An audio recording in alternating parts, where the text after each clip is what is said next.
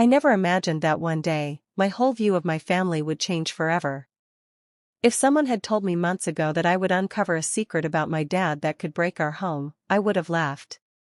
My parents seemed like the perfect couple, married for over 20 years, always smiling, attending family events together, and standing by each other through thick and thin. But everything changed the day I found that old phone. It started a few months before my sister's wedding. She was busy planning the biggest day of her life, glowing with happiness, picking flowers, sending us dress options on the family group chat, and counting down the days.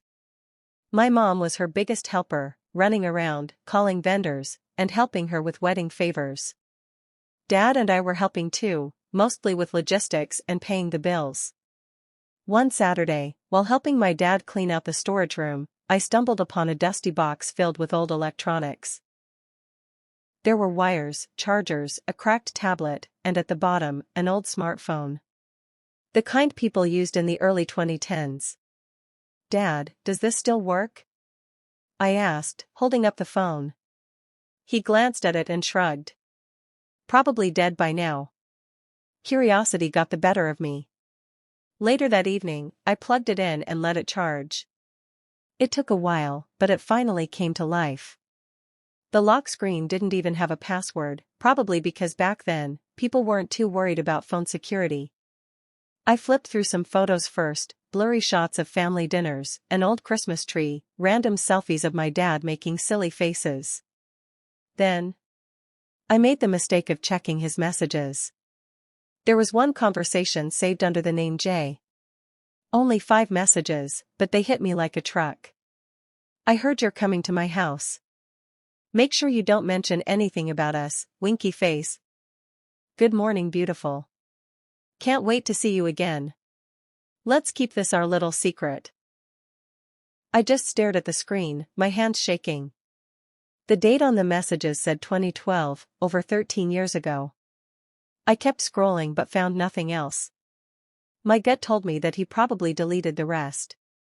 I sat on my bed, staring at the ceiling. My heart was pounding. This wasn't just some innocent chat.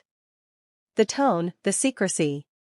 It was clear something happened between my dad and this woman. The first thing that hit me was denial. Maybe it was a joke? Maybe I was misunderstanding things? Maybe the texts weren't even real, just some old prank between friends? But deep down, I knew. I knew exactly what those messages meant. The entire night, I couldn't sleep. Every time I closed my eyes, I imagined Dad holding another woman, smiling at her the way he smiled at Mom. I thought about all the family dinners, all the times they kissed in front of us, and all the times we went on vacations as a family. Was it all a lie? The next morning, I decided to talk to someone. I called my best friend Laura. Over coffee, I showed her the messages. She took one look and sighed. "Girl, this is bad," she said. "Are you going to tell your mom?" "I don't know," I whispered, tears welling up in my eyes. "My sister's wedding is coming up. I don't want to ruin everything." Laura put her hand on mine. "I get that. But you also can't carry this alone. It's going to eat you up inside." And she was right. Over the next few days, I became distant. I avoided long conversations with my parents. I stared at my dad whenever he laughed or hugged Mom, wondering how he could be so fake. The guilt and sadness were overwhelming. My mom noticed. One evening, while helping her pack some decorations for the wedding, she pulled me aside. "Are you okay, sweetie? You've been acting strange." I forced a smile. "Just tired from work and all this wedding planning." She nodded but didn't seem convinced. One particular moment still haunts me. We were at my sister's wedding rehearsal dinner. Everyone was laughing, dancing, enjoying drinks.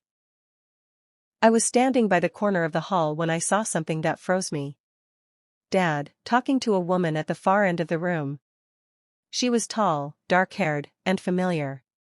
Something about her felt wrong. I couldn't place her face immediately, but they were standing close, speaking quietly, and then, she touched his arm. I felt dizzy. Was that her? The woman from the texts? My heart sank even more. That night, back at home, I went through the phone again. Dug deeper. I checked old images stored in hidden folders. And there they were. A photo of Dad and that woman, sitting close at a restaurant. Another selfie she had taken inside our guest room. Same curtains. Same wall art. No mistaking it. I broke down crying. I called Lara again, this time unable to control my sobs. You have to talk to him, she said firmly. For your own sanity. So I did. I texted my dad the next morning, asking him to meet me at the park. Away from Mom, away from everyone. When he arrived, I could barely look at him. Dad. I found your old phone, I began, trying not to burst into tears. I saw the messages. The photos. Everything. His face turned white. I could see the panic in his eyes. For a long time, he said nothing. Just stared at the ground like he wanted it to swallow him whole. Finally, he spoke. It was a mistake, a huge, stupid mistake. It was just one time, it didn't mean anything. I clenched my fists. Don't lie to me. There were multiple messages. Multiple meetups. Photos in our house, Dad. I swear to you, he said, tears forming in his eyes, it ended a long time ago. Before you or your sister ever suspected anything. The anger and betrayal boiled over. You've been lying to Mom for over 13 years. He started crying too. I hate myself for it every day. I thought I could bury it. I thought it would never come out. I wanted to scream. But the words got caught in my throat. Are you still in touch with her? I asked finally. No. Not for years, he said. When it ended for good. I didn't know if I believed him. I gave him one last glare before walking away. For the next few days, I avoided him at home. Every time I heard his voice, I felt sick. Every time I saw Mom smiling at him, I felt like screaming the truth. But my sister's wedding was just 2 weeks away. And I couldn't destroy her happiness. Not now. The wedding day came. It was beautiful. My sister walked down the aisle with tears in her eyes. Mom stood beside her, glowing with pride. Dad walked her down the aisle like the perfect father. No one knew the storm brewing beneath the surface.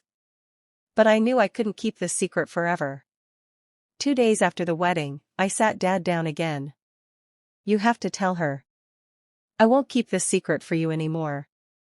He nodded, his face pale, eyes bloodshot. I will. Tonight. I locked myself in my room while it happened. I could hear my dad's voice, low and shaking, explaining everything. Then, the scream.